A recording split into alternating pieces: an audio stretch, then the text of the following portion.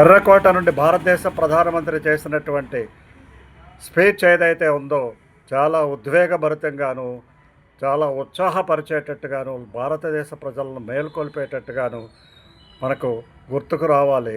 భారతదేశము 2014 తర్వాత, అంటే భారతీయ జనతా పార్టీ అధికారంలోకి వచ్చిన తర్వాత సాధించినటువంటి విజయాలను, అంతకుముందు ఏం జరిగింది, ఇప్పుడు ఏం జరుగుతున్నది అనేటువంటి విషయాలను చాలా స్పష్టంగా భారతదేశ ప్రజలందరికీ కూడా ముందు పెట్టడం అనేటువంటిది హర్షణీయం. తప్పనిసరిగా ప్రతి భారతీయుడు గర్వంతో ఇక నుండి పనిచేస్తాడని చెప్పి 2047 నాటికల్లా భారతదేశాన్ని వికసిత భారత్గా ముందుకు తీసుకెళ్లడానికి it is an inspiring speech by our beloved prime minister Shri Narendra Modi. భారతదేశం యువత గురించి చేసేటువంటి మార్గదర్శకాలు ఏవైతే ఉన్నాయో అవి తప్పనిసరిగా ప్రతి ఒక్క యువతకు స్ఫూర్తిదాయకం కావాలి.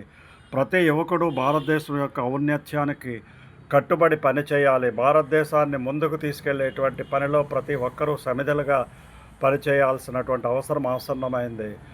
ఇది భారతదేశము, మన అందరి దేశము అనుకొని ప్రతి ఒక్కరూ కృషి, శ్రమ, వనరుల ఫలితంగానే భారతదేశం ముందుకెళ్తుంది. కానీ ఎవరో వచ్చి రక్షిస్తారని, ఎవరో వచ్చి చేస్తారని, ప్రధానమంత్రి ఒకడే చేస్తాడని, లేదా సుప్రీంకోర్టు ప్రధాన న్యాయమూర్తి చేస్తాడని, రాష్ట్రపతి చేస్తాడని ఎదురు చూడకుండా ప్రతి భారతీయుడు కూడా భారతదేశానికి ముందుకు తీసుకెళ్లేటువంటి క్రమంలో తమ వంతు కృషి చేయడానికి వీలుగా భారతదేశ ప్రజలకు మేల్కొల్పుగా ఈ భారత ప్రధానమంత్రి యొక్క స్పీచ్ ఉన్నది అని చెప్పడంలో citizens forum Andhra and Telangana general సెక్రటరీగా నాకు ఎటువంటి సందేహం లేదు. జై హింద్, జై భారత్.